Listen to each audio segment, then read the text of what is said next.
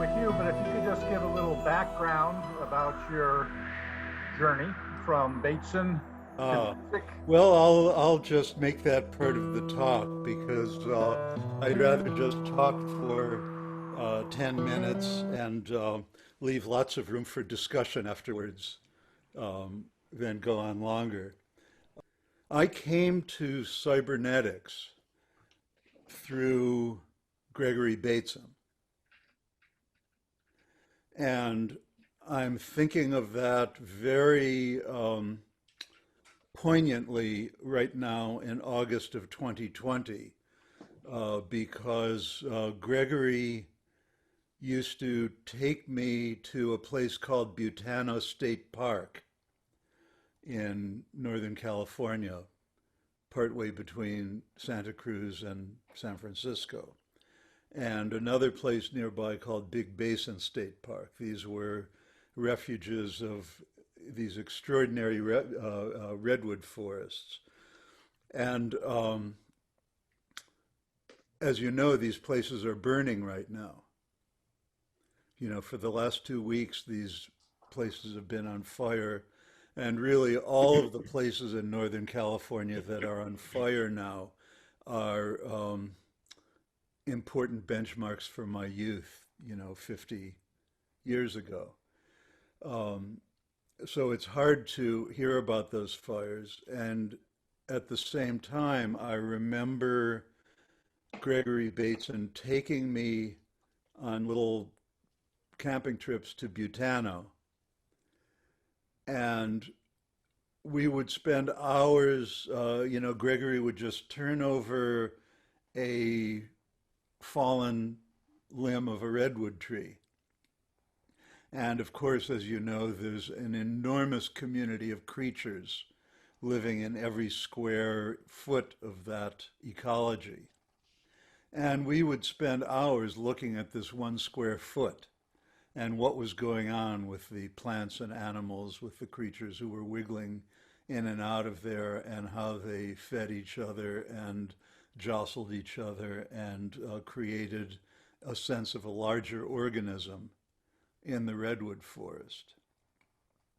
And as you probably know, Gregory's work in the last half of his life was very deeply involved in the ecological tragedies that he saw coming and that we are seeing right now before our eyes.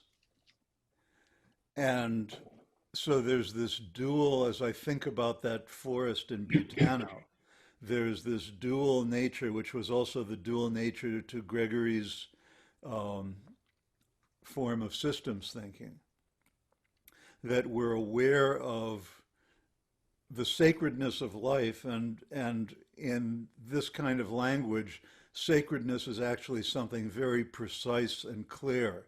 It's the interdependence of beings within larger beings, within larger beings, within larger beings. There was another cybernetician, Stafford Beer, who talked about um, viable systems are part of viable systems and they contain viable systems. And at the same time, we're looking at the, um, Lot may not like it, but the social system of our of what we find ourselves in the middle of human beings directly, consciously, deliberately destroying the environment in which we live, which of course means destroying ourselves. Now, the upshot for me of spending those years with Gregory Bateson is that I felt that it was great to have the ideas, great to have the cognitive tools for thinking about systems. But what I also needed was a practice, that thinking and cognizing wasn't enough. And I came to becoming an improvisational musician. I came to discovering that when people improvise together, music, theater, rap, whatever the medium is, that the score, since there is no score when you improvise, the score is listening. In the session I attended a couple weeks ago, Jason was talking about getting business people to listen in their work context. That listening is kind of precious and kind of rare, and it's a skill that can be cultivated.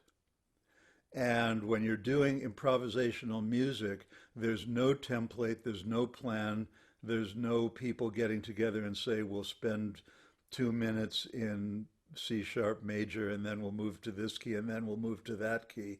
There's none of that. There's people who may not even speak the same native language who simply sit together, look at each other, and go. And what comes out of that going is a coordinated, organized piece of music. And I found that kind of mysterious and magical, and at the same time, it's another one of those very precisely organized systems like the ecology of the redwood forest. So that really became my life's work, integrating through many art forms the practice of this kind of systems thinking, which isn't thinking, but which is practice and action. And if you're not improvising with your partners, if you are at home alone practicing your instrument, if you're at home alone writing a physics paper, you're not really alone because your parents are with you, your teachers are with you, the colleague whose work you don't like is with you, and you're reacting to that work. You know, the piece of music you heard on the radio in an ugly radio jingle is with you, and you're reacting to that. You know, when I work with students who may never have done this kind of work before, I point out that you don't need any preparation because you've had 3.5 billion years of preparation. And all of the information from those 3.5 billion years of organic evolution is present in the room, in the organism of the people. Okay, and I'll just give you one more concept that Bateson came up with. He was, when he was working on his book, Mind and Nature, he was sitting in a cabin in British Columbia trying to put together the many, many, many strands of this work. And he was sitting there listening to a cassette tape of Glenn Gould playing Bach's Goldberg Variations. And he suddenly realized that he had he had 24 of these. Okay, this is what I have instead of a slide. We have 24 articulated vertebrae plus our sacrum plus our skull, and they're all stacked on top of each other in a pattern. And each of those vertebrae, every one of them is different. None of them is the vertebra. Every one of them is a variation on a common pattern, which we cannot see, but which is present in all of them. And meanwhile, here's Bach's Goldberg Variations. And he is presenting us with 30 variations on a theme. And they're like this. Each one is stacked one on top of the other, on top of the other, and they are taking the same theme and changing it and finding all of the continual displacements, the topological forms that it may take, and stacking them one upon each other in a sequence. And he realized the homology between the stack of 24 vertebrae and the stack of 30 Goldberg variations, so that when we make art, when we listen to or look at art, we are in a sense rubbing our organism up against something out there in the world and detecting common patterns. You know, it's been said there's a statement that was popularized by John Cage, but goes back to St. Thomas Aquinas, that art should imitate nature in her manner of operation. Okay, he wasn't saying that art, Aristotle said something about art imitating nature, but we're not talking about pretty pictures of the landscape.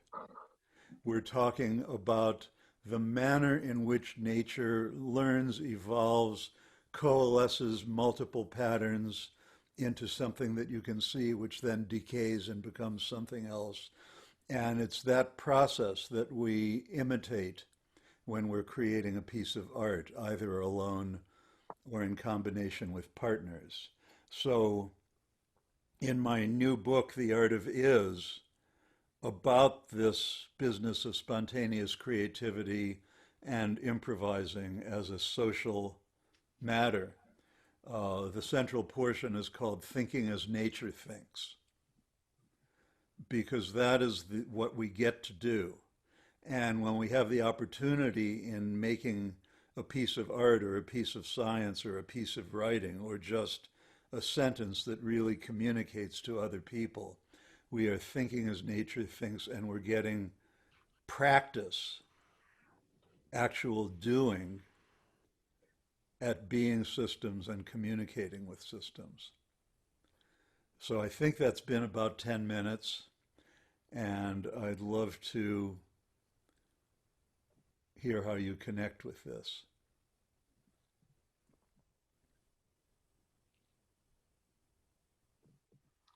Stephen, the quote that I resonate with from Bateson is that, and this is approximation, which is the problems of the world is the difference between the way humans think and nature works. By the way, he never actually said that. Okay. And Gregory would have never used the phrase nature worked. I mean, it's correct. You know, the statement that you're quoting is certainly a correct description of our existence in the world. But Gregory often talked about how nature thinks.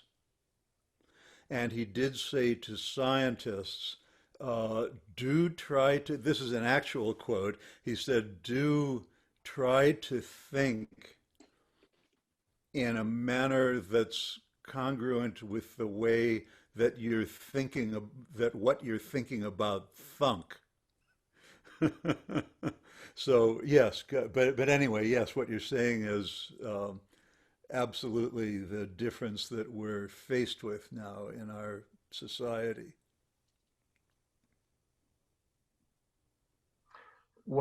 What I was intrigued with Bateson is the world he described in the future is exactly the world we have now Yeah. because of our epistemological problems in the construction of our perception, deception, and conception. So I was wondering if can you give an example of an improvisation of how one pattern interacts with another, maybe through a violin or something like that? That would be helpful. Um, I was I was teaching a workshop for theater students in a university in Canada a few years ago, and my instructions to the students, so we had 4 students in the middle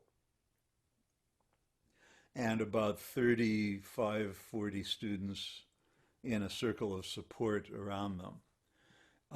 And there was a huge picture window out in the forest in a rural part of Ontario. And these 4 students, the only instruction that I gave them was create a piece that lasts 1 minute with a beginning, a middle, and an end. So they just started, you know, moving their bodies around in relation to each other. One person got on the floor and lifted his limbs up, and another person sort of descended on them, and they were going ba bum bum bum ba bum bum bum ba bum bum bum ba bum bum ba bum, and singing in different ranges. And they made this really beautiful kind of sculptural three-dimensional movement and sound together that dissipated out. It didn't dissipate after a minute. It ended with a very clear ending after a minute. And the interesting thing, of course, happens in the half hour of discussion of what happened, picking apart that 1 minute piece. And the student, one student said, well, I was lying on the floor and I was thinking I was water, and other students said, well, that's funny because I got the idea of being a mountain, and they have these sort of concrete images. Meanwhile, there's the forest on the other side of the big glass. And they're starting to talk about how out of, what did this one young woman say? It was something like out of chaos comes order. And what she was commenting on there is, of course, these students were in a position of, I have no idea what the heck I'm doing here. What is this guy telling us to do? And I'm just making random noises, boodly boodly boodly ba.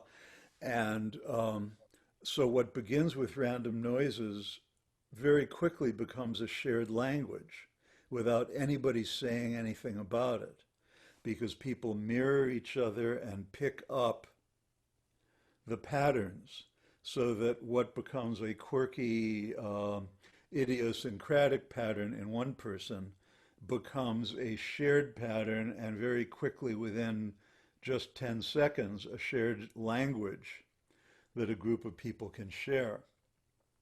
And so in this discussion, very quickly, they started talking, without any prompt from me. They started talking about their knowledge of the ecology degrading around them, and of purpose-driven people with our greed and our hate and our delusion wrecking all this around them. And for them, as 18-year-old young people, having no choice but to grow up in a world that is coming apart around them in this way. And this all came out of this little nonsense piece, so that if you have the freedom to communicate as human bodies with whole body and whole mind, then you quickly find that you're, in a sense, mapping, just as I talked about this being isomorphic with the Goldberg variations. Almost any nonsense syllables, I prefer the Japanese word akachango, which means baby talk, which literally means the speech of cute little red things. So any akachango that you engage in for even a few minutes with some sense of integrity and some sense of really paying attention to what's going on around you starts to become isomorphic with the environment in which you find yourself and with the biggest context of environment. What was interesting in 1970, when I was an undergraduate at Vanderbilt, I created a program called Rites of Spring, which was still going on until last year, 50 odd years later. But the Rites of Spring was a music art from Memphis to the Appalachian environment. One thing I created was called the Programmatic Censorium. It was a 60-foot blown up geodesic dome. It had all these sensors attached to 5 Moog synthesizers, and then other sensors to lights within it. Marvelous. And so what we did was just have people enter with no explanation. And then all of a sudden, as they moved like this, it hit a tone. Then someone else hit a tone. And all of a sudden, the adjacencies of interaction became exactly as what you did with your students. And we commissioned a piece for the Nashville Symphony And the composer came there and he went through that and he says, this is how I think. This is how the pattern here is then overlaid to another pattern that then allows me to create this orchestra piece. And that programmatic sensorium allowed me to understand only through Bateson and my 50 years of experiments the importance, and you know this, Stephen, of democracy, looking at how do parts interact to create wholes. Yeah. All politics is about parts and wholes, and how you define it is destiny. Yeah. You've done some beautiful pieces, and you may want to reference that on democracy and improvisation. Yeah. You want to explain? Yes. I mean, I didn't use the word democracy in my first 10 minutes there, but certainly what develops when I describe what happens when a group of people with no preparation and no prior agreements are able to create a coherent, interesting piece of art together. That is a template for democracy. I actually talked about it quite a bit for many years. You know, that was one of my opening lines. And then one day I was giving a workshop in Germany, and a young man said, well, I don't think that what has happened in this room for the last 6 hours is democracy at all, because I think of democracy as majority rule and people voting and the minority doesn't get what they want. Or in the case of the United States in 2020, the minority choosing to rule by nefarious means because they can't have a majority. Um, but anyway, so I sort of backed off of the word democracy. But what we're really talking about is democracy as it could be.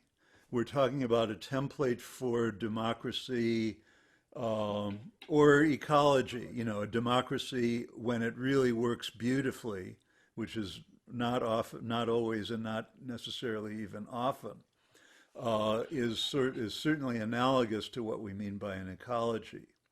Martin Luther King used the phrase beloved community. So he talked aspirationally about the beloved community that we can become and that we sometimes become in certain contexts for certain periods of time, in which there's an immense variety of voices, all different, but each one is having a voice, and the voices are hearing each other and being present to each other. So I do think it's valuable the way you talk, Lowell, about the way you talk about democracy, the way you talk about the founding, um, well, as soon as we say fathers, we expose the limitations of people of that generation of the United States. Um, that there was an aspirational, I mean, certainly of the founding fathers, a great many of them were slave owners, a great many of them were absolute hypocrites in terms of what they practiced in their lives. And of course, they didn't even have the perceptual tools to realize how bad their everyday practices were. But at the same time, they were able to articulate ideals of what a true democracy might possibly look like. Steve, And are yeah, you familiar with Herman Hagen's work on synergetics? no, I'm not. Uh, That. I would recommend you compare Hagen's stuff with Bateson's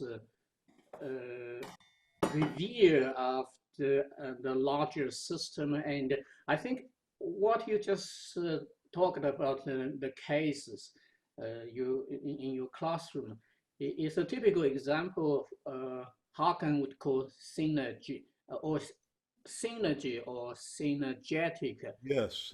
dynamics. So interesting thing is it's not only existing in physical systems like where he began his study on how you create a laser, but also it exists in a lot of social systems and even in animal kingdom, like you have a flock of birds coordinating the flying together like a whole. Yeah. So, so Excuse me, is he Haken, Hagen? How do you say his name? Haken, Haken. He's still alive, Okay, I'll look but him up. yeah, look him up. And also Laura, you might be interested because you guys paying attention to that synergetic effects. But what I want to mention is the same dynamic may lead to good result or may lead to bad result, as we might we will discuss later in later sessions. So, so I think a connection between Bateson and Hawken would be interesting. Yeah, I'll look for that. That's interesting. And of course, yeah, when you mention good results and bad results, um, Hi, Betty. one of the um, pe- some of my fellow improvisers in various media, um, they very happily promote how great it is to be able to do this practice. No, Okay. no. But we can all think of fluent improvisers who are able to speak with, an emotional resonance Very good. and speak off the top of their heads very, very, I won't say eloquently, but effectively for certain populations Okay. who have been dictators, tyrants, anywhere from petty business tyrants to bloody dictators of entire nations. So all of these words, improvisation, creativity, art, science, cybernetics, anything that we're interested in, um, cannot be divorced from an ethical foundation. Because without some kind of altruistic intention, they just become tools you know, tools to do whatever you want to do, and what you want to do may not be good for people. When you first started speaking, Stephen, you used the words viable systems. Yeah, And I think that really summarizes what our quest is in trying to get a Macy Meetings Mach 2. What's the new insights that we need to really noodle on? Because this is just a doodling sessions that we're looking at interactions to be able to come up with, these are the things that we need to look at, feedback, blah, blah, blah. And what you just said about the integration with an ethical system, in looking at viable systems, you're really looking at the organization and epistemology of how it's formed, how it processes information and interacts, and the identity and the relationship structures, which is all inherent in improvisation. But I think the ethical side is a simple distinction between a vicious viable system and a virtuous viable system. And the first one probably is not viable over a long term. And so us to make a distinction between viability, survivability, maintainability, those are the things that we really need to be thinking about. as we kind of come down to what is it that we are moving towards in this club of Remy. Yes. Oh, Lloyd raised his hand. Yes, I would like to come in. I I must say I have some difficulties. I don't think nature is sinking. I think that's a metaphor. That's a metaphor. Nature may have eigendynamics. It may have harmony, but this precisely, which is even by Bateson somewhere, he's not using the Cartesian terms, but he's making a reference to Jung, and I always tend to forget those terms. But he's also making that clear distinction between our mental world, our cultural world, where we have thinking and communication, and on the other hand, what Descartes would call res extensa, and that's just a material world. That's like the chair on which I sit, or nature, and that's not the thinking which is going on there. And similarly, I think democracy, I just pick a few of your points to make my point about that I think it is too metaphoric. Democracy is now in crisis in the United States, but it is not in Western Europe. We have functioning democracies, and they have been carefully constructed after the model of the American Revolution, end of the 18th century, and then we have the French Revolution, and then what is typical for a democracy is, for example, the triad, yeah, that you have the separation of powers in you never find that anywhere in nature. It has nothing to do with nature. You don't find the justice system in nature. Yeah. So these are just loose metaphors which one can throw around and then think that there is a harmony in that. But the harmony is, I mean, and that goes on with the Goldberg Variations. The Goldberg Variations are a cultural product. They're not, they're made by Bach. And the thing which you wave, which I suppose it's a human remain, is not made by Bach. And it has no harmony. And it doesn't sink. Okay, you are sitting in, I mean, these are very, very interesting points.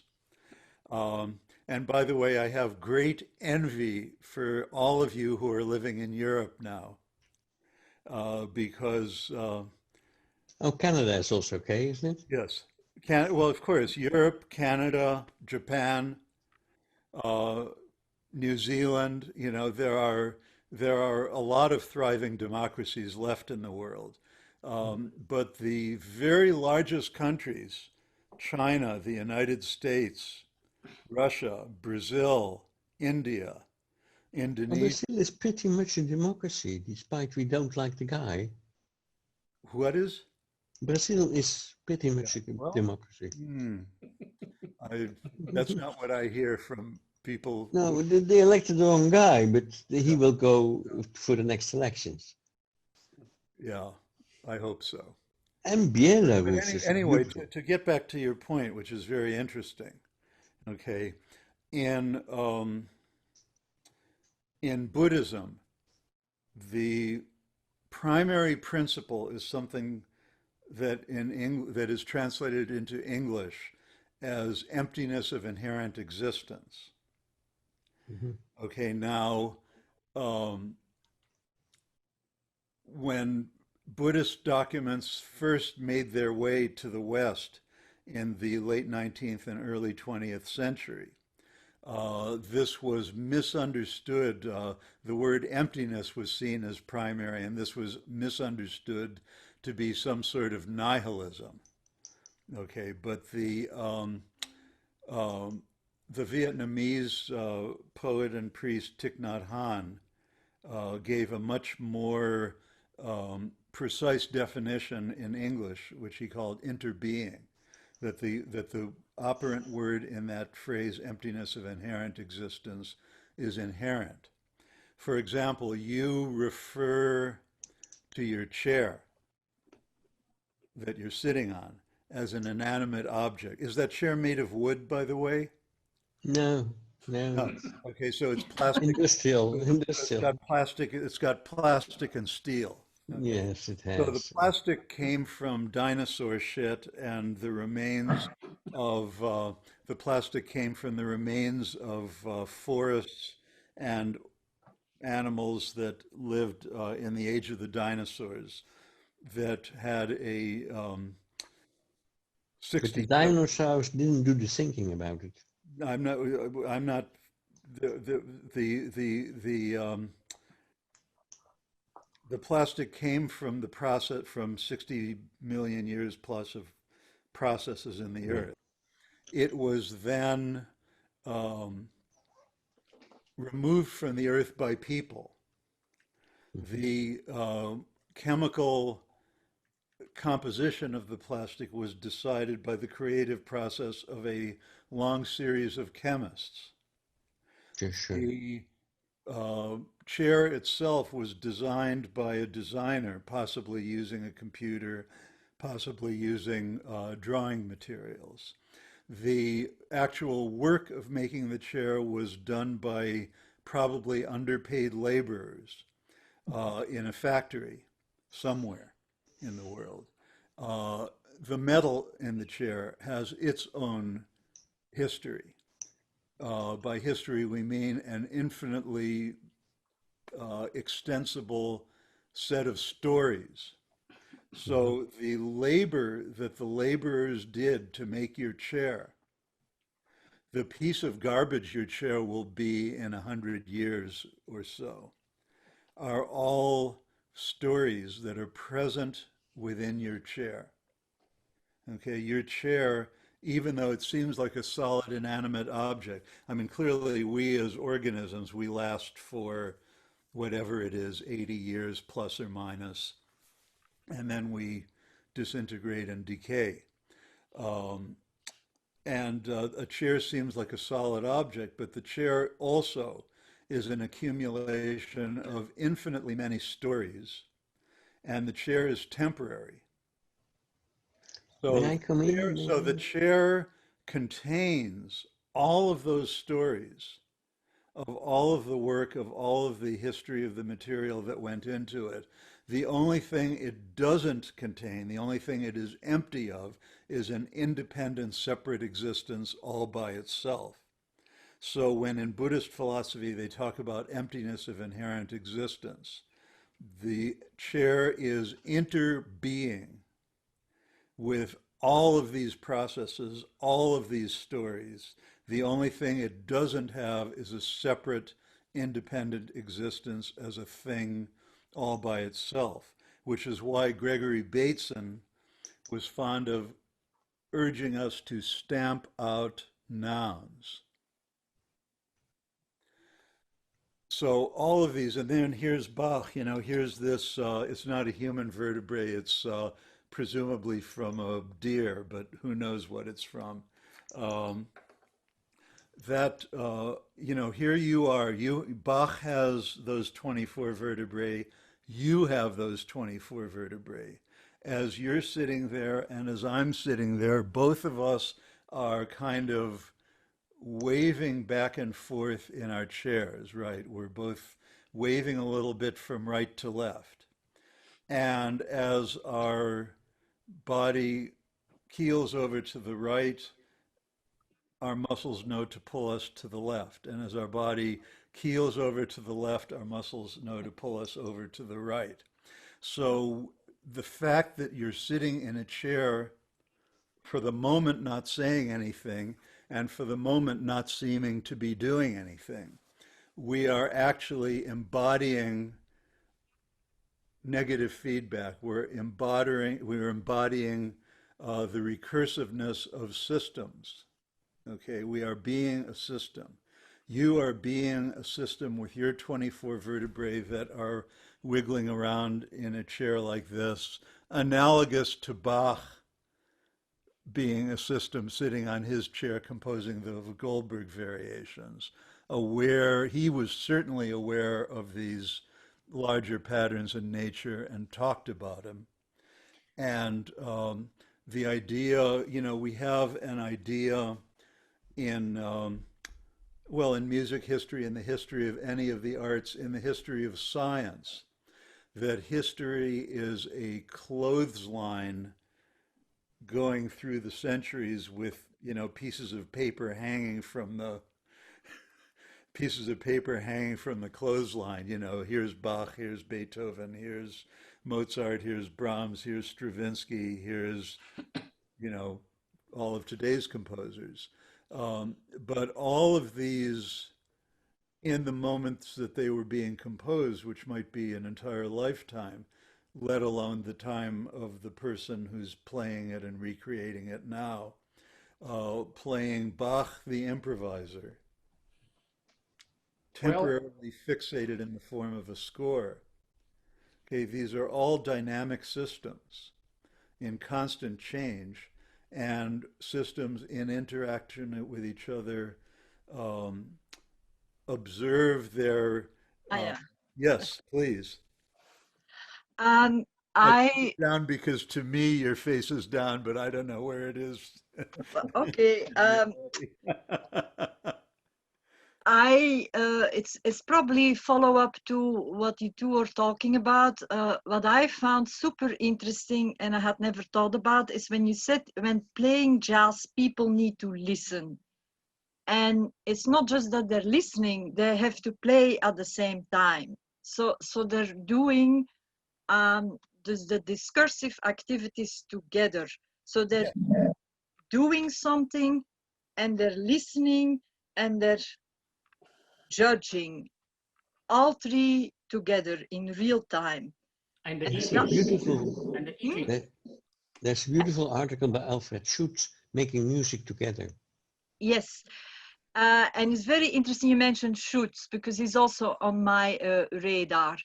And just what I see is that without you saying it, listening is one of the discursive activities. If we say like reading, writing, talking, listening, so you kind of say, Stefan, that it is so important we acknowledge these discursive activities. And I personally think that is something that cybernetics can further develop.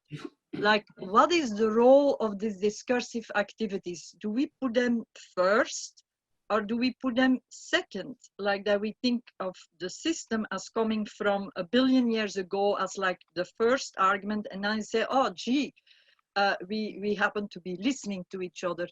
And I think, and that's the way I'm reading Schutz, that we actually need to say, no, we are storytellers. The first thing we do is the discursive activities. And then I think I'm repeating something that Lowell is emphasizing. I think Lowell, if I have to summarize your version of cybernetics, you're saying we're all storytellers and we need to take that as the foundational position. And then cybernetics is about the feedback processes in the storytelling. And so, Stephen, to get back to you, I was wondering, there is a management person called Karl Weick, and whether you've heard of him.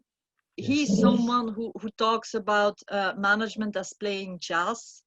And that's the way I got introduced to the metaphor, but he never told me about the importance of listening as the thing that makes jazz stand out. So I think that's something really important to further pursue, and that is the way that I'm going to use your work basically from now on.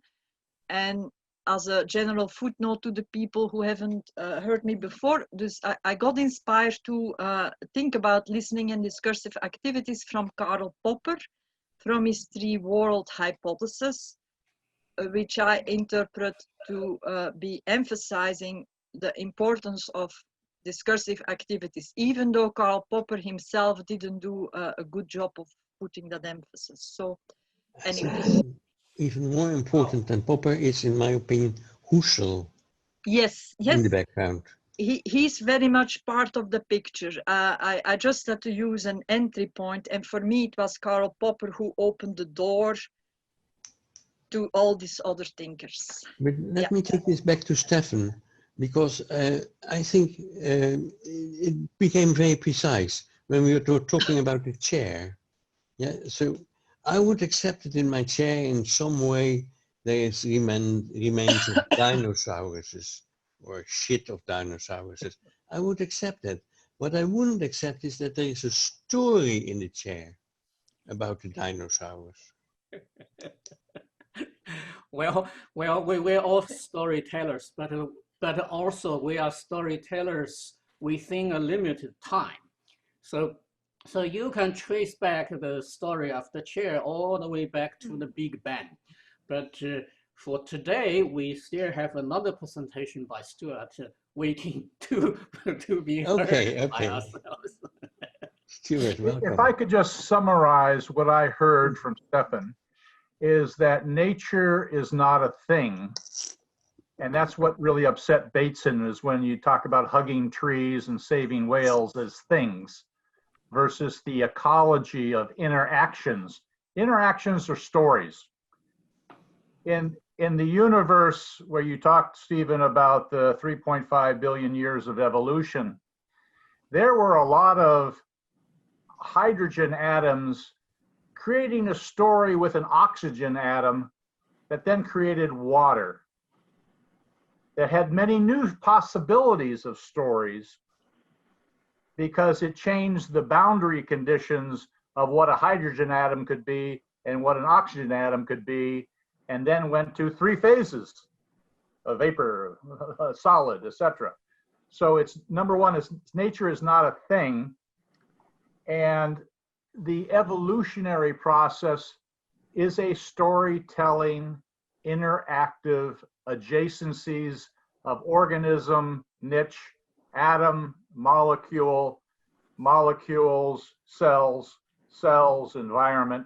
It's how do we get a rigor of science to interactions? And what Jamie talks about is listening, the importance of it, and what is listening, but taking my patterns to compare to your patterns and say, no, those are stupid patterns or good patterns.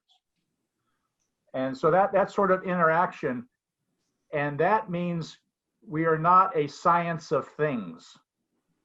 We are a science of context, of interaction, and possibilities, or what you talked about as aspiration. So I just want to try to summarize that. Stuart, please.